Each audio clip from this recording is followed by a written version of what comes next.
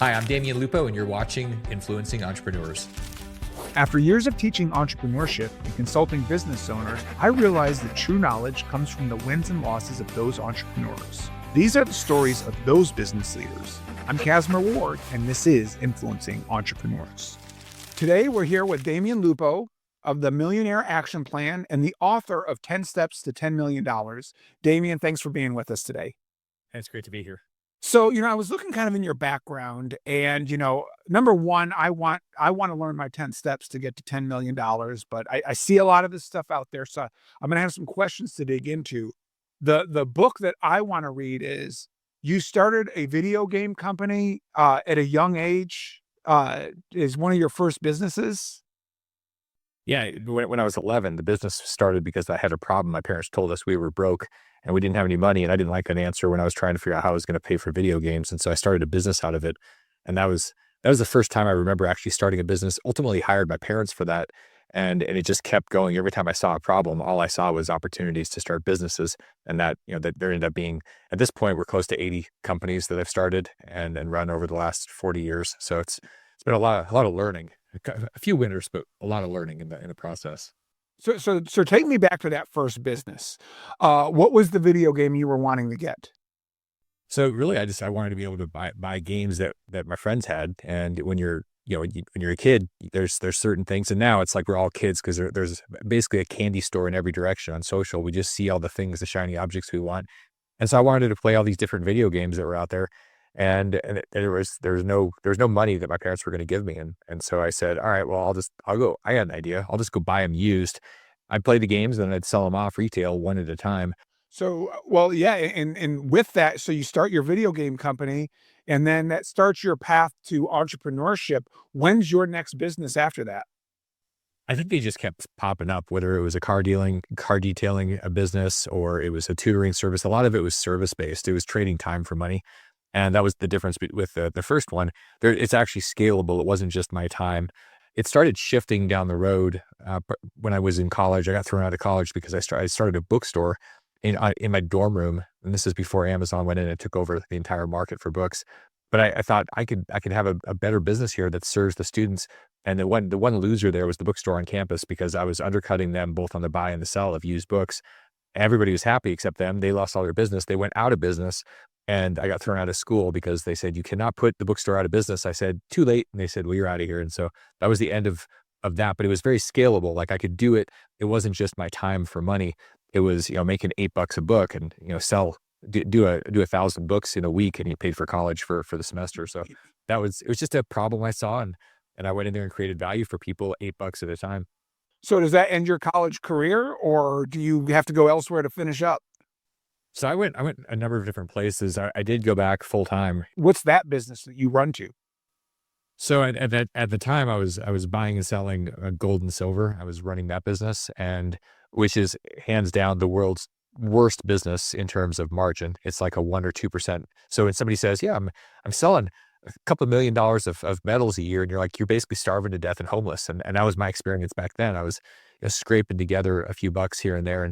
But it was something. I was building a reputation on eBay and Amazon, had thousands of happy customers, probably because I was losing $10 or $20 per transaction to make them happy. I mean, I was undercutting and getting killed on fees. And ultimately it built up a lot of reviews, which is part of buying market share, where you have a lot of people happy, but it wasn't a really rational business model. But sometimes you have to have a loss leader. My entire business was the loss leader to build up the reputation. And so I did that. And ultimately that evolved into other businesses. So you lose all that money just to build your reputation. What is your reputation then able to earn after that? So in theory, it would have been the ability to go and have people look and just find me with a reputation online and say, you know what, this is trustworthy. Because when you're buying metals, you're basically trading cash for another form of cash, and there's a lot of scams. And so you want to have somebody that has a very deep reputation. And if you see somebody with 5,000 positive reviews on eBay or Amazon, which is what I did, that's a trustworthy place. People will tend to take that and say, okay, I want to do a $50,000 or $100,000 or $1 million order. I think I was still kind of naive about the whole, what it would take. And I was still trying to do too much myself. Were you able to flip it to where you were able to make some of that loss back, or was it just harnessing that reputation? It was really just the reputation. But what I did and what a lot of people do is I kind of got distracted. So I had an affair on my business and did another business because it seemed more exciting. When you're shipping 1 ounce of silver at a time, which is what I was doing, these $30 packages, it's a lot of work just to lose money on it. And even though that's what most of my time was spent doing. So I said, there's got to be something else that I'm here for. This is not my purpose. And that was really the trigger. I thought something is off. I still do. I mean, tens of millions of dollars a year in the precious metals space with that company. But that's been an offshoot from a bigger mission that evolved, which is helping people free themselves from financial slavery and breaking their shackles. So ultimately, it's a bolt-on for that mission. That mission had to start, and then that's when there was a lot of wealth created. Yeah, well, even in that, like, it seems like with the technology of an Amazon or an eBay, that you're probably like the technology ran itself, and you're pretty much handwriting labels and sticking them on packages, and the labor probably are like, I'm not even making minimum wage. No, I mean, it was funny because I was paying to do the business Yeah. that's what I did for a couple of years, just paying into it. And sometimes that's what you have to do. You're literally going out there. It's like, and it was literally costing me money, but that's marketing. I mean, that's how businesses run. You have to put money out there. You don't get heat from the fire before you grow a tree, cut it down, put it in the fireplace. You have to do all that first. And that's what I was doing. And then praying, hoping that the model would work. And then ultimately I did have a lot of heat. Now, you mentioned the term I think you used was like financial slavery. Like, do you get to a point where you are, a slave to your finances? Well, that's a big question. I think most people are, in some form or fashion, they're bound by the lack of their finances, and then there gets a point back in the 2000s when I was buying real estate and I was making money. I ended up with millions of dollars, and I was shackled, and it wasn't because I had a lack of money. There was a lot of money, but I wanted a lot more, and so I think money has the ability to shackle you, no matter whether it's too much or too little. There's a lot more about your psychology and what really matters. There's a great book by Michael Cole called More Than Money. And we really have to think about that. For most people in the population, they don't have enough money to actually have the basic level of security, and they don't understand how money works. There is a concern. Am I going to have enough? And enough is not what you think it is. $1 million is not enough. The whole point of all this is to get to a point where you're not thinking about money. Your decisions are not because of money. It's because of other things. And I think that's one of the biggest freedoms for people, is to not be thinking about money as your daily decision matrix.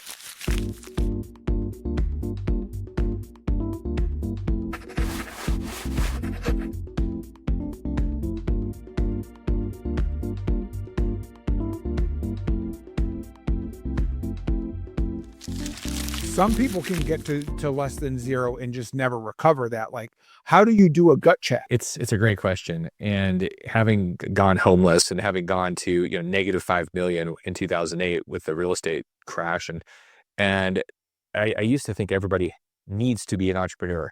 And I finally realized that's a dumb idea, because probably most people are not built to be entrepreneurs, and they're forcing something. And so it's a terrible idea. The reality, though, is that there is risk, and not everything is a perfect straight line up. It's just whether you have money in the stock market or you're starting a business or whatever. And how do you go through that process? One, you get used to having things not go as planned, and then having the practice of not dying, and then trusting you won't die when something goes against you. That's the biggest concern people have, that if I make a mistake, it's going to kill me. And so they just hesitate. They don't take any risks. And you don't have to risk everything like it's all on black or red. Like, that's not the point, but understanding that pain is part of the process. What is the part where you maybe even had some self-doubt and questioned yourself? Oh, and the hard stuff is all the personal development you do on yourself. It's challenging all these assumptions and beliefs that have been baked into us from childhood with our parents and society and everything else. I mean, there's a million things that we believe, and sometimes we're not conscious to it. So I would say that the best investment I've ever made is the continuous challenging of those beliefs by other people, coaches and mentors and therapists, where they're constantly asking questions and then being open. The hard work is saying, okay, I don't know what the question is, I'm open to it. And then when somebody asks you, you go, I'm going to go deep. I'm going to keep peeling back the layers. Do you get to a point, like, where is your lowest of the low? Like, where's your entrepreneurial rock bottom, to where you're like, this is the hole I got to climb out of, and this is the rope I'm going to use to get there? It's funny, this journey, because I would think, or I would have thought, that I had hit those And then I go through a cycle and then I hit another one and I go, man, it's like I've lost all my money 4 times. And I think, man, like how many times do I need to do this? And it's because I didn't learn the lesson. I always believe that if you do something and you make a mistake or something happens and you don't learn the lesson, you're going to get a bigger opportunity, a more painful. It's instead of stubbing your toe, you're going to get hit by a train. And it's the universe giving you feedback. It was brutal going homeless. It was brutal having to call investors 15 years ago and say, hey, I know the market collapsed and our stuff did. We lost everything. Those are all big lows. And then every time I made a mistake and I had to write a big check or I went negative and I was like, okay, I'm literally, my net worth is $100,000 negative on a Visa. And that's where I am today. And, that was where I was at when I was 40 years old. And every one of those is an opportunity to learn something about ourselves when we get through it. So I'm not afraid of those things. I say, okay, let me see if I can be smarter than I was 10 years ago and 20 years ago when I said, I'm just going to double down on everything. That was one of the dumb mistakes, that always doubling down and never having any chips off the. You talked about like getting to making sure your mere comforts are level so you're not stressing about groceries for your family or that. Like, have you identified where your threshold is right now, where like at least, as long as I'm here, my needs are met and everything after is for my entrepreneurial spirit? Whether it's a number, whether it's a lifestyle, like some people might just say, as long as I can take 5 vacations a year, or as long as I don't have a mortgage payment, Yeah, this is incredibly. It's funny because it's a moving target. That's one of the problems with having goals. If you're aggressive, your goals, the end zone keeps moving. Like you hit something, and you're like, oh, but now I want something more, bigger. And we tend to be wired that way. Just our psychology is we're not happy with hitting something because then it's like, well, now what? What's the purpose of life if I've done it all? And so one of the things that was important to me was getting to a place where I didn't have personal debt. It's very Dave Ramsey, which I've tended to beat up on Dave Ramsey, and because you're not going to get rich doing what Dave Ramsey suggests. You're not going to be financially free by just paying off your debt. You won't have debt, but you're still going to have to go and trade time for money. So you've got to be more sophisticated. You have to learn a business or investing or something. And so I think that that's incredibly valuable, partially because it takes that mind space that's consumed by the debt and the lenders and all that stuff. Getting rid of that and not owing anybody anything is a really great goal. Now, people say, well, I got a mortgage. I'm like, all right, so just pay off your mortgage. There ain't anybody that can't pay off their mortgage in 7 years or less. And people go, yeah, but I work at McDonald's. I'm like, there is a plan. And it's that type of thing is a stair step. It's getting that stuff out of the way so that you can focus on building something. Yeah. But sometimes you have to just be willing to say, okay, I'm going to deal with the debt and deal with the pain and not have the stuff because I'm going to focus like hardcore on building something. And then you have to allow it to actually build. And then it might just be where one day you go, oh, damn, I can pay everything off. You do. And then you keep building because you love it. So I don't know if there's a perfect path, but I do know that that's something that's missed. A lot of people have this idea that if they have really cheap debt on a house, as an example, that's a great use of their money. And I say, you don't have any idea what it's like to not have a mortgage where you sleep and you don't owe somebody for your ceiling until you actually experience it. And then you don't ever want to owe anybody. Like super rich people do not have mortgages on their houses. They just don't. Yeah. It's like super rare. And so I think that that's one of those misconceptions, and people go, oh, I'm going to do this. And then they keep themselves shackled. And so it's being aware of that kind of stuff.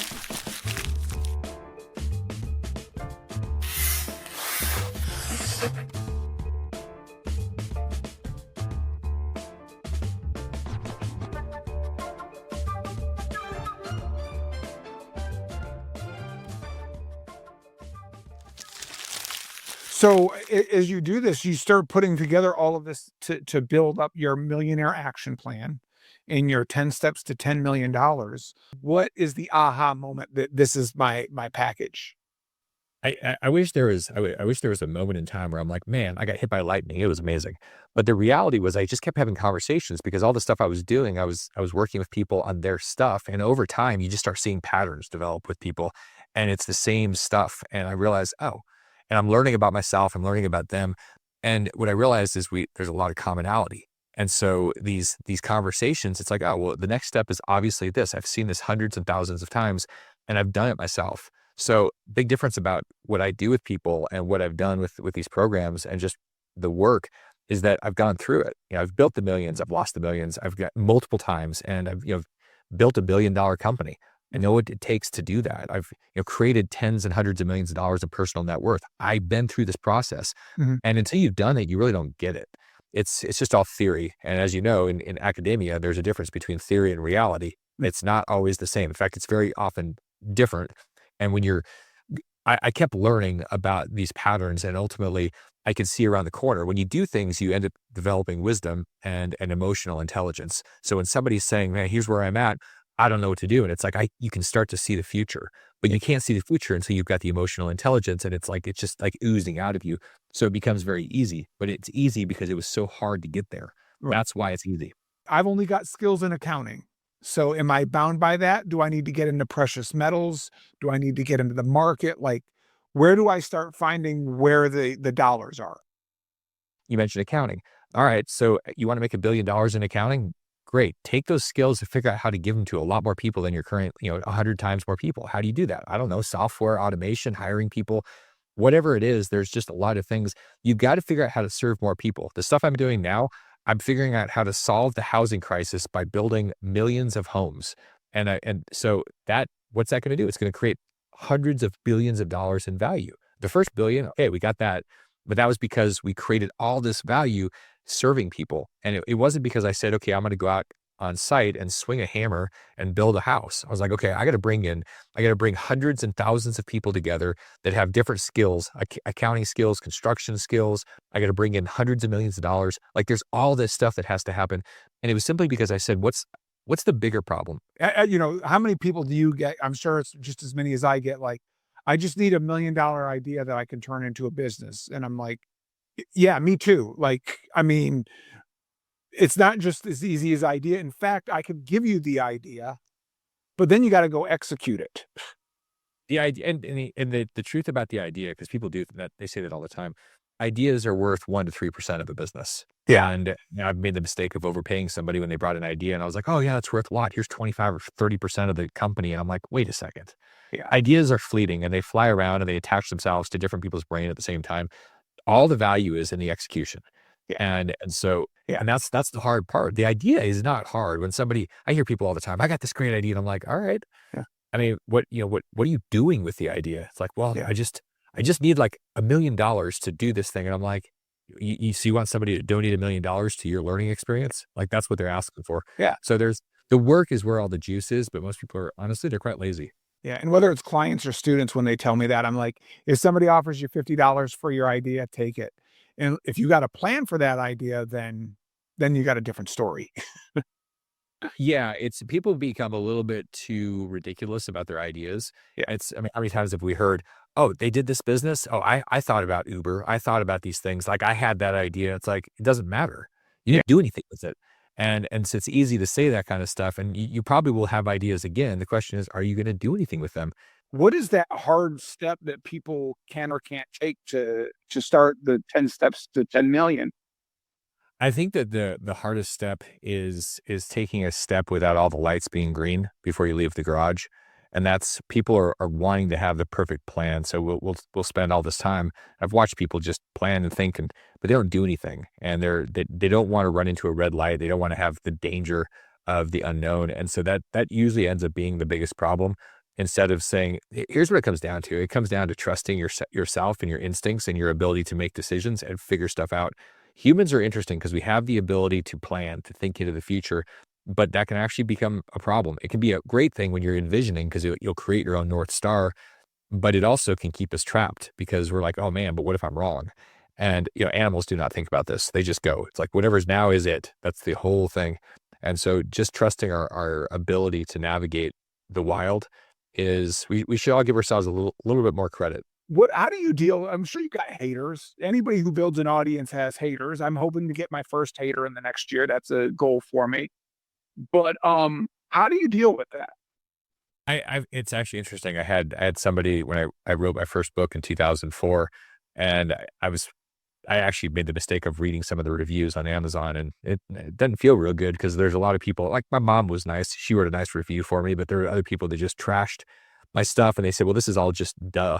Everybody should know this stuff. And only idiots, like this guy's an idiot for even writing this. And I was like, it's a little bit painful And then you start realizing that there, that's just one, it's part of it. Like you're gonna, like, I'm with you. The haters if you don't have any haters, you don't have people that are crapping all over you, you're not pushing yourself. And because people are always going to tear other people down. It's the crabs in the box, the tall poppy. And the reason this happens, when we look around and we see people that are succeeding, we want to say, well, they did it because they're cheap. They did it because they got money handed to them. If we look at them and say they did it because they busted their ass and they did something, and I didn't bust my ass, and so I don't have it, it makes our choices wrong. We don't like to do that. We'd rather say that they must have got there somehow that was nefarious. And that's when we can get over. I mean, I've done that. I remember looking at mentors and going, "Oh, this person's a douchebag." And then what I realized was I just was being lazy and I wasn't willing to do the work yet. And that's a huge leap when you say, "All right, I'm going to look at people. I'm going to be inspired. I'm not going to try to tear them down just so I feel better about my own stupid life." Thing I like about how you framed all of this wasn't just selling, Ferraris and mansions and all this. It's all about serving people. So your ultimate goal, like, where do you see this taking you in the next 5 to 15 years? It's a constant quest to figure out how to create more freedom for more people. I mean, that's the North Star. It's a million people unshackled where their financial bondage is broken. I see money as modern day slavery. It's keeping people trapped and to where they're stressing about it, they're thinking about it, they're looking for more. It's never enough. And so that is a never ending goal. And so there's different ways of getting there. Like the company that I'm helping to build that is right at the $1 billion level, all that's doing is solving a huge problem. When you solve huge problems, even if you're a part of it, like you can be an entrepreneur, you can be part of a company that's pushing for something big. You don't have to say, okay, like we talked about, a lot of people are not built as entrepreneurs. It's just like it freaks them out. You can go find a really cool mission that helps a lot of people and be a part of it.